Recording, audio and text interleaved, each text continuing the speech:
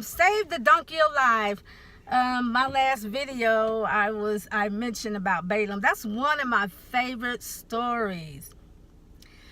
Balaam, Balak. I think it's Balak, B-A-L-A-K. Anyway, I believe he was the king. His people were afraid of the chosen ones, which is in Egypt, God's people, the Israelites. And he wanted, it was so many of them, he said, if I can have them destroyed, most of them, we'll be able to take over.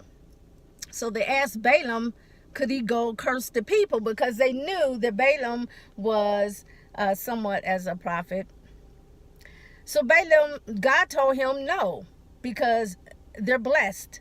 So I guess Balak, I might have it wrong, sent princesses to tell them, hey, Balak said to curse them, and he said no. So they went back, and then Balak sent more princesses, and they even offered things for him.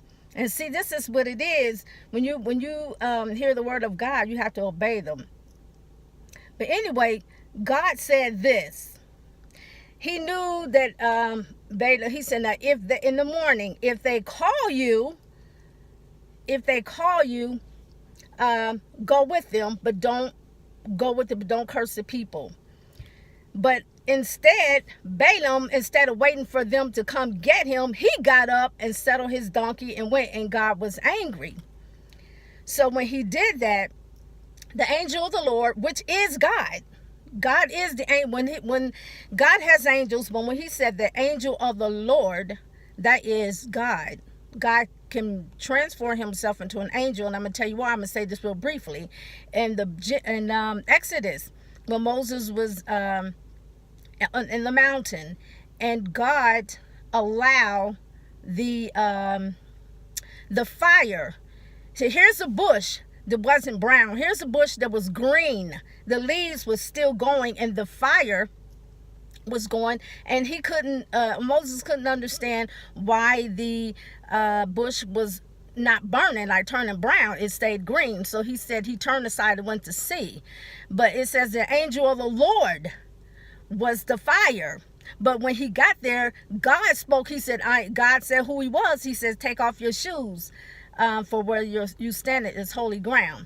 So the angel of the Lord, when Balaam disobeyed, now let me say this real quick. The angel of the Lord would have killed both the donkey and Balaam, but because the angel saw that that the donkey was trying to turn away, that's what saved him.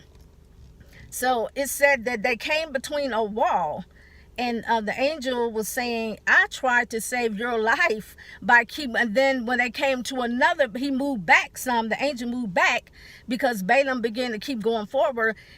He passed the walls, and he came to a narrow way where you couldn't turn left or right, but straight through. But instead, when the donkey saw the angel, his sword was already drawn, and God was angry at Balaam because Balaam went to meet them when they didn't come to get him. God said only when they come to you, but you got up and saddled your donkey. But anyway, the angel watched Balaam beat the donkey, because the donkey crushed Balaam's foot up against the wall trying to get out the way. He backed up. He was afraid. He saw the sword drawn. So he beat him. And then he got back on it, and then the donkey fell on his leg. But anyway, because of that, God asked him, or the angel of the Lord asked him, why have you beaten this donkey these 3 times? God had opened the donkey's mouth for him to say, what have I done to you? Haven't I obeyed you all this time? Didn't I do this and that? But he said, you mocked me. He said, if I had a sword, I would have already killed you. But because of the donkey seeing the angel and obeying the angel by bagging up, that saved that donkey's life. Because the assignment is this: I don't care who goes through it. I don't care how many go through there. Everybody dying, you go past me. But because I saw that the donkey was trying not to go through, that saved that donkey's life. He said, if you would have gone through, if the donkey hadn't have fought and just went in and just did what his master said, but he said, but because of the donkey backing up, I would save the donkey's life. I believe it was a sheep, and kill you. But it all goes through obedience. When God tells you to do something, you must obey. You can't do it on your own. You can't make decisions. And that's what people do. Or they might take the word of God and they read in this plain as day, and they put it upon themselves to interpret it or say the opposite of what God is trying to say. So it is important to obey what God said. All right. I hope you was able to hear me. I keep turning my phone down because I go into a training and I turn it down, and I hope this phone automatically has audio, because I don't want to have to do this over.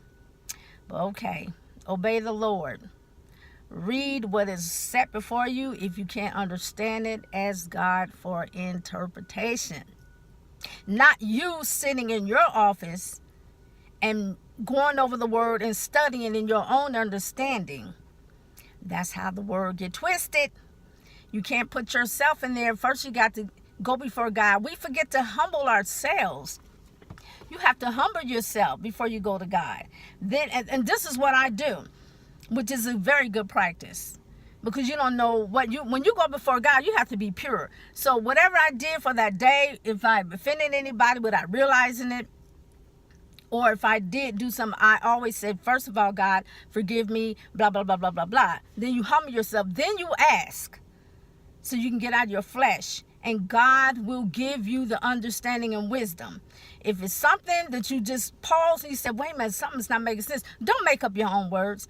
Just say, I'm stuck. Help me. Give me the input. Tell me what you want me to say to the people. I want the truth. God promised the spirit of truth that you will get.